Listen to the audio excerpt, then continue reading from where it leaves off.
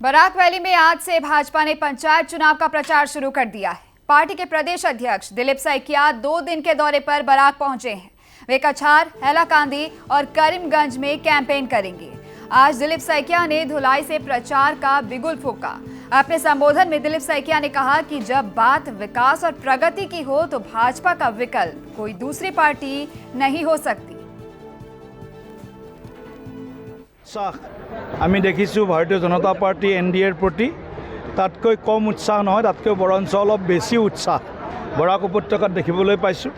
আৰু ৰাইজে এইবাৰ নিশ্চিতভাৱে ভাৰতীয় জনতা পাৰ্টি এনডিএ মিত্ৰজোঁটক পঞ্চায়তী ৰাজ ব্যৱস্থাটোক শক্তিশালী কৰাৰ বাবে আৰু গ্ৰামাঞ্চলৰ উন্নয়নৰ বাবে আমাৰ দলৰ প্ৰতি তেওঁলোকৰ যি সমৰ্থন সেই সমৰ্থন ব্যক্ত কৰিব। আৰু ইতিমধ্যে আপোনালোকে দেখিবলৈ পাইছে সমগ্ৰ অসমত ভাৰতীয় জনতা পাৰ্টিয়ে ৩৭খন জিলা পৰিষদ বিনা প্ৰতিদ্বন্দ্বিতাৰে জয়লাভ কৰিছে। প্ৰায় ৩০০খন আঞ্চলিক পঞ্চায়তৰ সদস্য বিনা প্ৰতিদ্বন্দ্বিতাৰে জয়লাভ কৰিছে।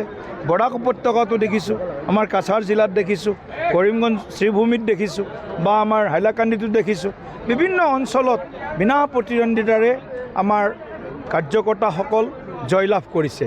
অৰ্থাৎ ইয়ে প্ৰমাণ কৰিছে নৰেন্দ্ৰ মোদী ডাঙৰীয়াৰ যি সুশাসন আৰু ডক্টৰ হিমন্ত বিশ্ব শৰ্মা ডাঙৰীয়াৰ যি উন্নয়নৰ জয়যাত্ৰা, সেই উন্নয়নৰ জয়যাত্ৰা সুশাসনত ৰাইজ সন্তুষ্ট।